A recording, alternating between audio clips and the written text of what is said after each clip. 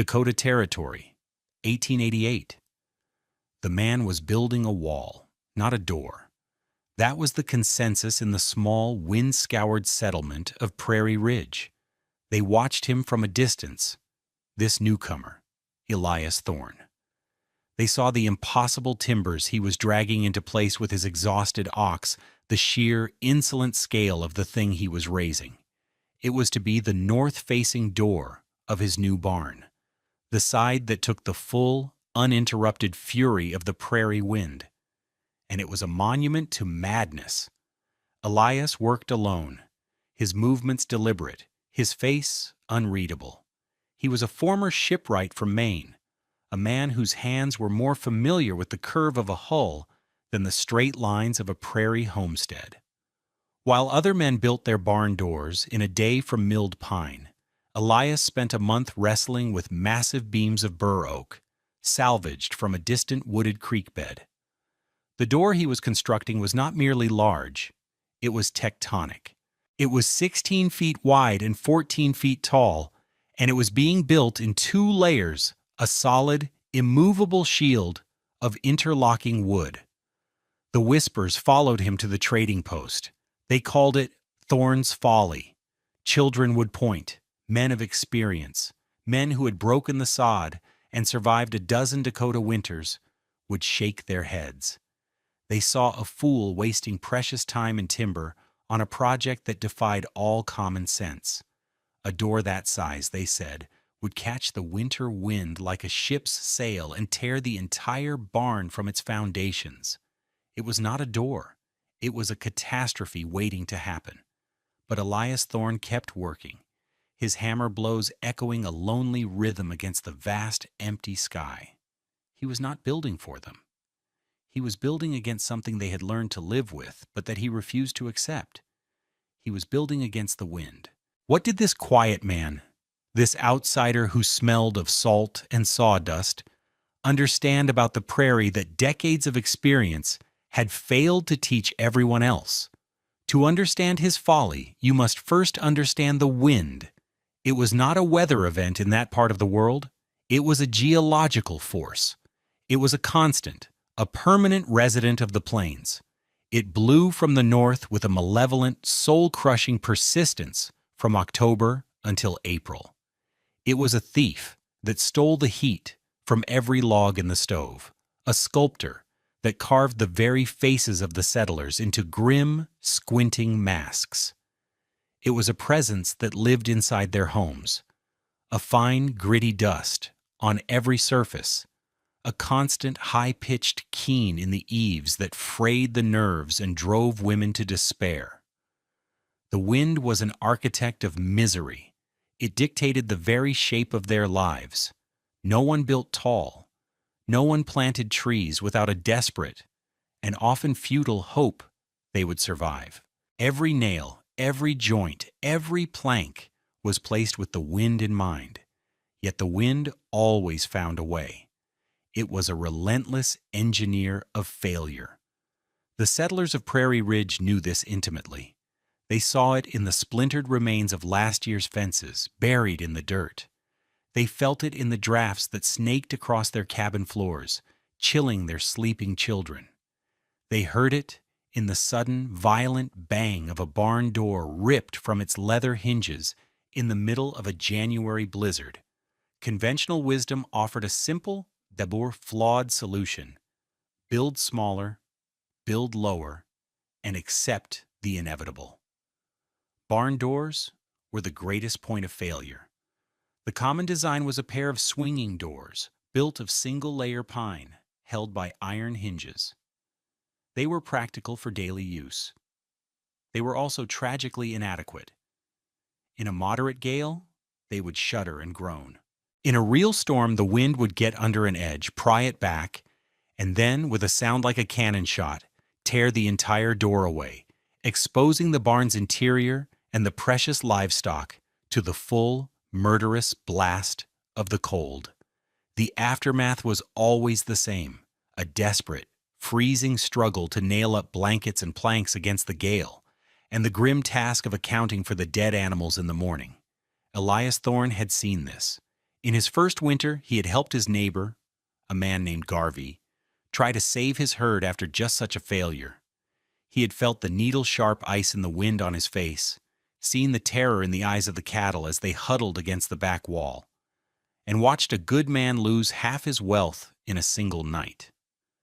Elias did not come from this world. He came from a place where the wind was also a master, but of a different kind. On the coast of Maine, he had built schooners and whaling ships. He had laid the keels and framed the hulls of vessels designed to face down Atlantic hurricanes. He understood that a structure could not simply resist a great force. It had to be designed to meet it, to absorb it, and to distribute its power through its entire frame.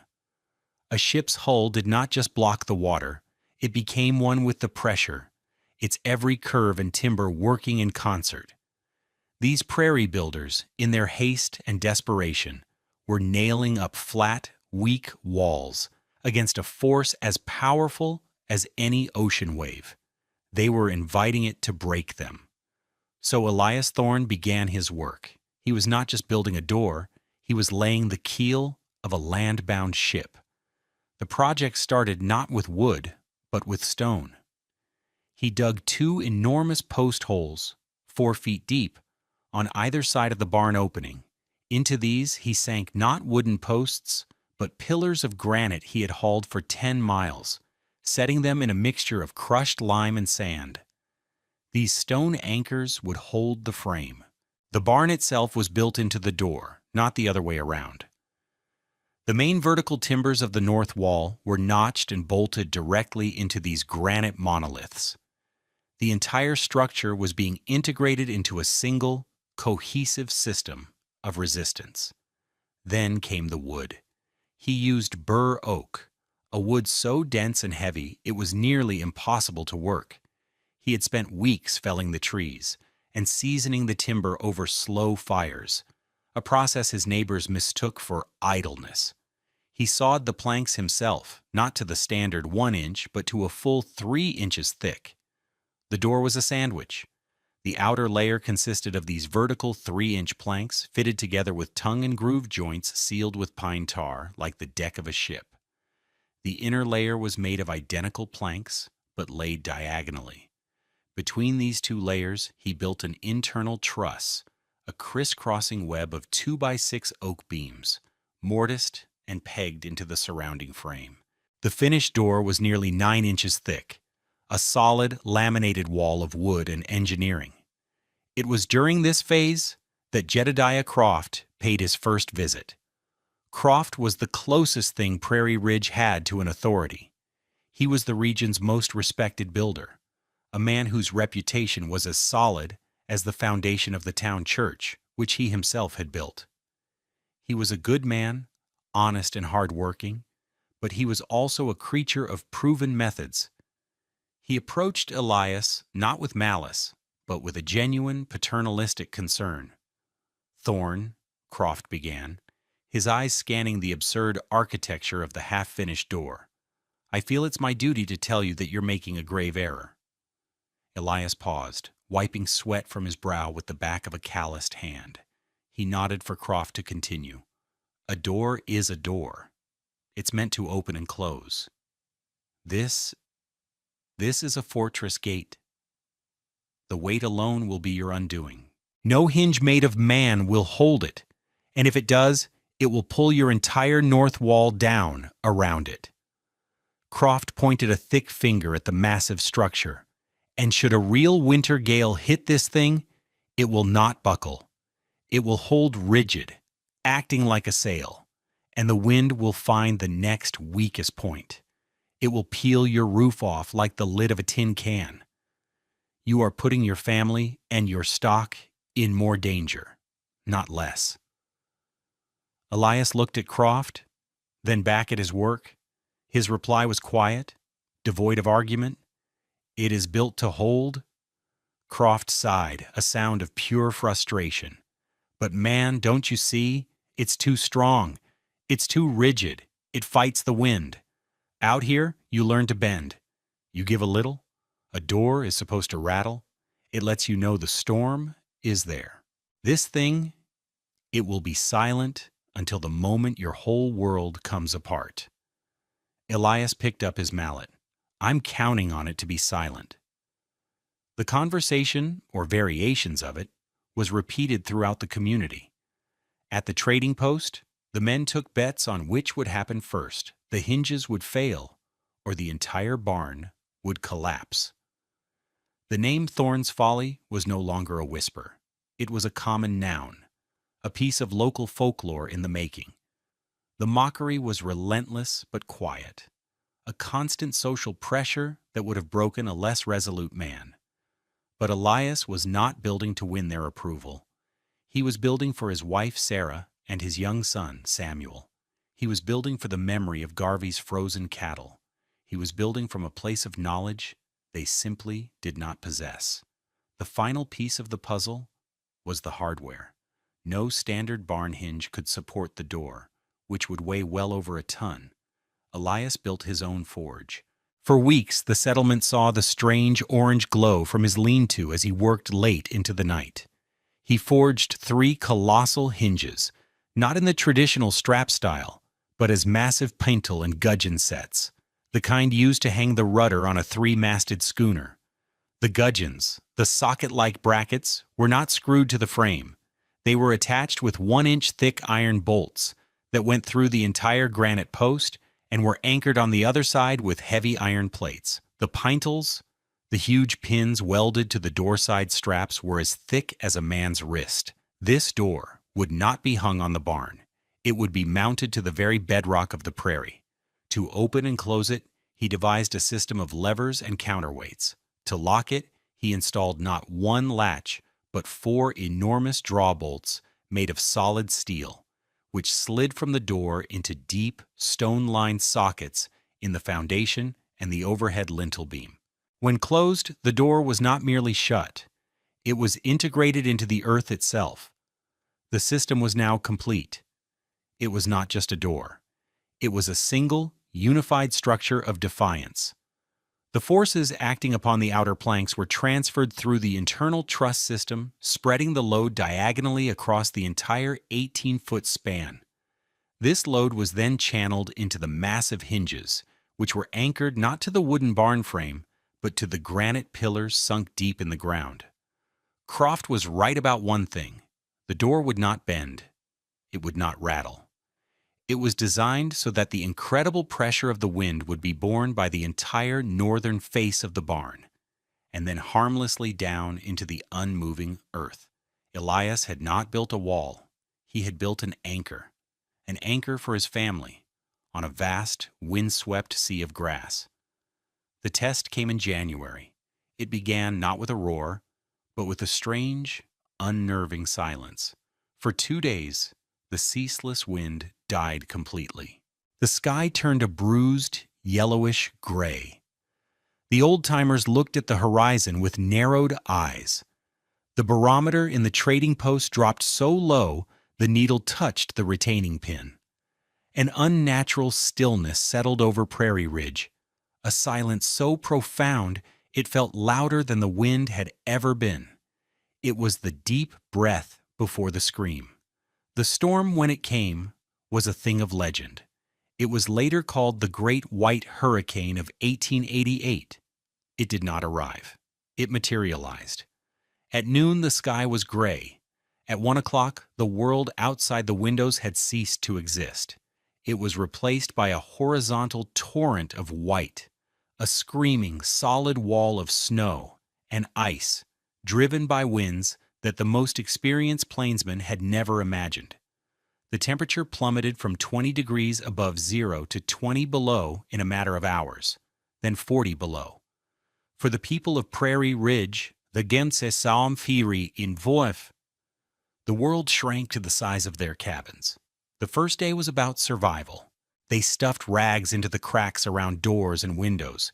They kept the stoves burning, white hot, feeding them a terrifying amount of precious firewood.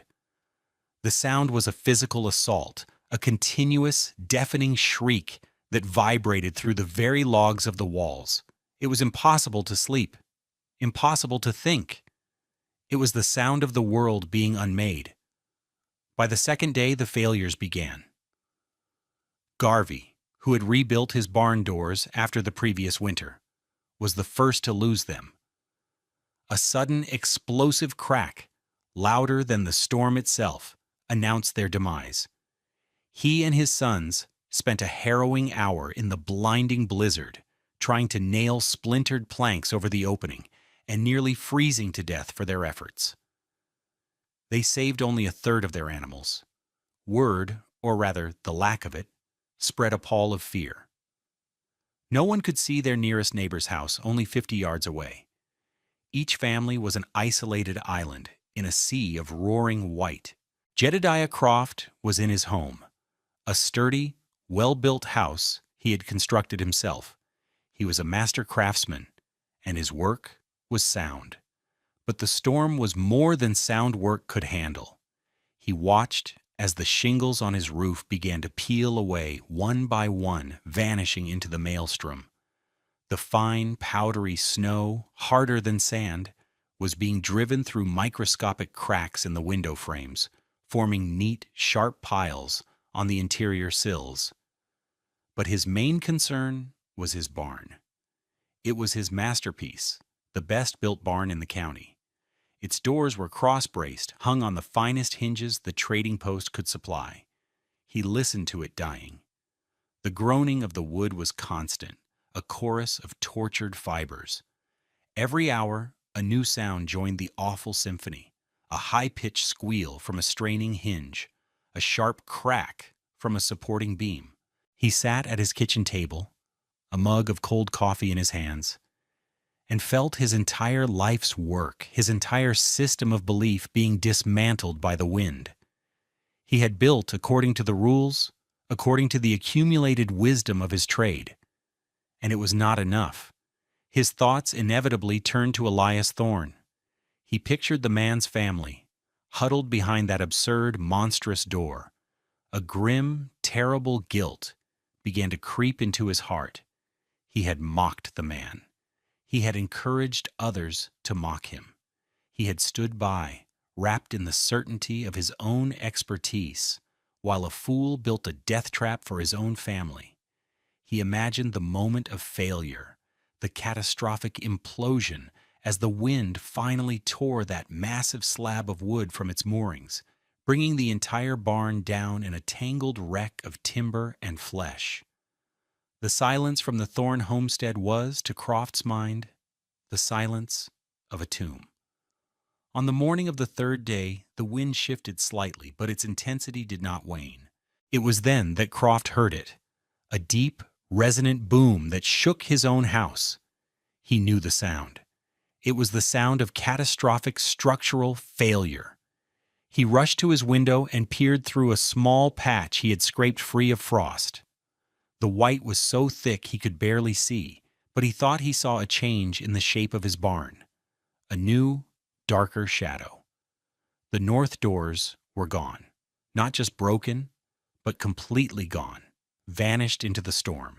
His barn was wide open, his prize bull, his 2 milk cows, his horse, all exposed to a wind chill that was now approaching 70 degrees below zero. His expertise was a ruin. His certainty was a joke. A desperate, irrational thought took hold of him. He had to go to Thorne's. He had to know. Was it to offer help? Or was it a darker need, a need to see the proof of his own predictions, to confirm that Thorne's folly had met its inevitable end? He didn't know. He just knew he had to go. He bundled himself in every layer of wool and canvas he owned, wrapped his face until only his eyes were exposed, and tied a rope from his back door to the well pump. And from there, he would navigate by memory toward the property line. He was going to check on the fool on the hill. Before he left, he looked at his wife. Her face was pale with fear. "Jedediah, you can't. It's death out there." "I have to," he said, his voice muffled by the scarf. "I have to see." The journey was 150 yards. It took him nearly 20 minutes. The world was a maelstrom of ice and noise. The wind was a solid thing, a physical wall that he had to lean his entire body into. He could not see his own feet. He navigated by instinct, by the feel of the slight rise in the ground that marked the path to Thorn's homestead. Twice he fell, the wind knocking him from his feet as if he were a child's toy. He crawled on hands and knees, the rope to his own home long since left behind, a solitary man fighting his way toward what he believed was a site of tragedy. He was guided by a grim sense of duty, a penance for his own arrogance. He almost missed it. A dark, hulking shape loomed suddenly out of the white. The barn.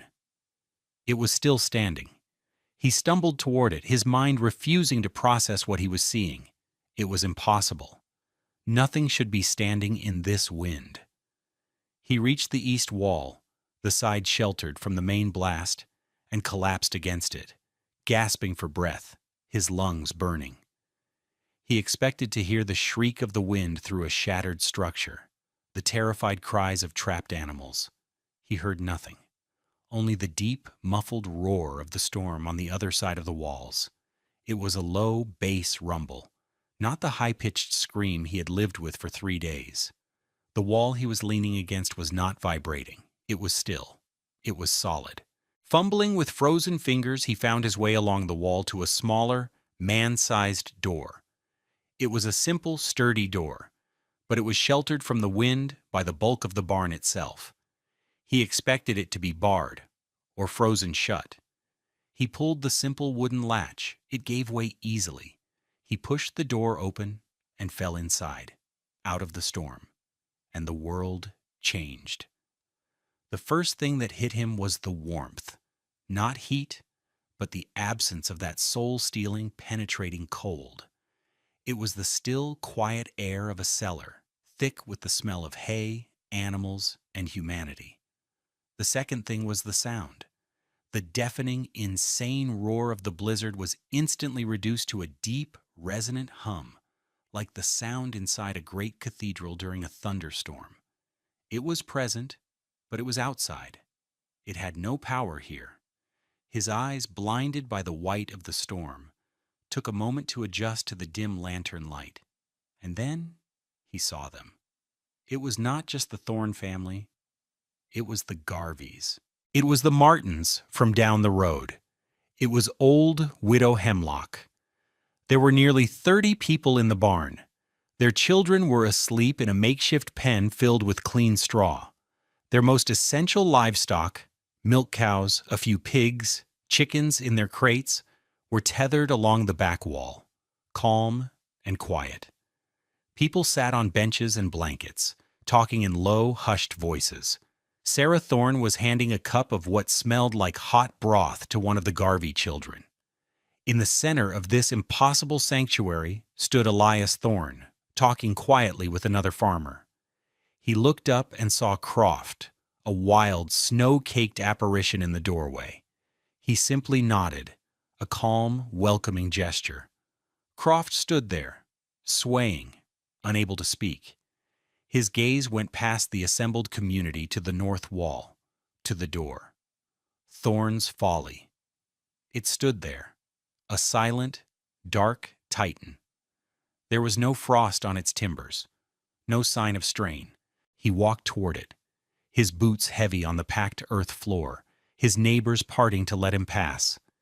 He reached out a trembling, gloved hand and laid it flat against the inner planks. He could feel it then. A deep, powerful vibration, a low-frequency tremor that pulsed through the dense oak. It was the power of the hurricane, the full, concentrated fury of the Dakota winter beating against the other side. But it was a contained power. The door was not shaking, it was not rattling, it was humming, like a massive engine under load. He pressed his ear to the wood and listened. He could hear the storm, but it was a distant, frustrated thing. He looked up at the massive diagonal braces, at the way they channeled the force into the huge vertical beams of the barn itself. He looked at the colossal hinges, not even weeping a speck of rust, bolted into the very stone of the earth. He finally understood. The door was not fighting the wind. It was absorbing it. It was taking the single greatest force on the prairie and making it irrelevant. He turned back to Elias, his face a mask of awe and shame. His voice was a raw croak. "How?" Elias walked over to him. "The wind needs something to push against, a flat board, a loose shingle, a weak hinge. It finds a purchase, and it tears. This door gives it nothing, no single point of failure. The load is spread across every inch of it, and then down into the ground." He patted the door, a gesture of affection, like a captain patting the helm of his ship. "She's not a wall, she's a hull, built to take a wave." Croft stared at the family, safe and alive. He thought of his own barn, shattered, his own animals, likely dead. He thought of his certainty, his experience, his mockery. It all crumbled to dust in that moment. The numbers were not in degrees of temperature or cords of wood burned. The numbers were here, in the breathing, living bodies of his friends and neighbors. The data was undeniable, and it was devastating. He looked Elias Thorne directly in the eye. All the arrogance was gone, replaced by a raw, humbling clarity. "I was wrong," Croft said, his voice clear and steady now, loud enough for everyone to hear. "Elias, I was a fool. I was wrong. You didn't build a folly. You built an ark. You saved us." He paused, then asked the question that would change everything for Prairie Ridge. "When this is over, you must teach me how." When the great storm finally broke, 4 days after it began, it revealed a landscape of utter devastation. Prairie Ridge was a ruin. Roofs were gone. Cabins were damaged. Not a single barn, save one, had its north-facing doors intact. The loss of livestock was catastrophic, but not a single human life was lost. They had all, one by one, made the desperate journey to the sanctuary of Thorne's barn. The aftermath was not a time for blame, but for rebuilding. And the architect of that rebuilding was not the man who had built the church, but the man who had built the door. Jedediah Croft, true to his word, became Elias Thorne's most devoted student and his most powerful advocate. He put his reputation, his skill, and his energy into spreading the gospel of the Thorne door. The first new doors were built on Croft's own barn, with Elias directing and Croft leading the construction crew. The men who had once mocked now worked with a grim, focused energy, their hands learning the strange new geometry of the internal truss, the unfamiliar heft of the oak planks. They learned to think not like house builders, but like shipwrights. They learned to see the wind not as a nuisance to be tolerated, but as a force to be engineered against. Thorne's folly became the Thorne door, a term spoken with respect and then with pride. Within 2 years, every barn in Prairie Ridge, and for miles around, had one. The design was adapted and improved. Lighter woods were used for smaller structures, but the core principles, the double wall, the internal truss, the deep-set anchors, remained the same. Elias Thorne never sought a patent, never asked for a penny. He shared his knowledge freely, sketching the designs on scraps of wood for anyone who asked. He was not an inventor in search of fame. He was a craftsman who had solved a problem. His reward was the quiet safety of his community. The real impact was not measured in timber and iron. It was measured in peace of mind. It was in the sound of a winter storm that was no longer a terrifying scream in the walls, but a distant rumble outside. It was measured in the wealth of livestock that now survived the winters, allowing the settlement to prosper. It was measured in the faces of children who no longer lay awake in fear, listening to the house tremble. The oversized door had not just saved a settlement from a single storm. It had changed its entire relationship with the world. It had given them a foothold of permanence in a land that had always felt temporary. It had given them dignity. The story of Elias Thorne and his great door is a powerful lesson. It speaks to the conflict between entrenched tradition and necessary innovation, between the arrogance of assumed expertise and the quiet wisdom of the outsider. The principles of load distribution and integrated structural design that a 19th century shipwright applied to a barn door are the same principles that allow modern skyscrapers to sway safely in high winds and bridges to withstand the immense forces of traffic and nature. It is a reminder that sometimes the most revolutionary ideas come from looking at an old problem with new eyes. It's a testament to the simple, powerful idea that a community's strength is not just in its shared experience, but in its willingness to embrace the knowledge it doesn't yet understand. The story of Prairie Ridge is a fictionalized account, created for educational and entertainment purposes. The characters, names, and specific events have been imagined to illustrate real-world engineering and historical principles. This narrative is not intended to serve as professional construction or engineering advice.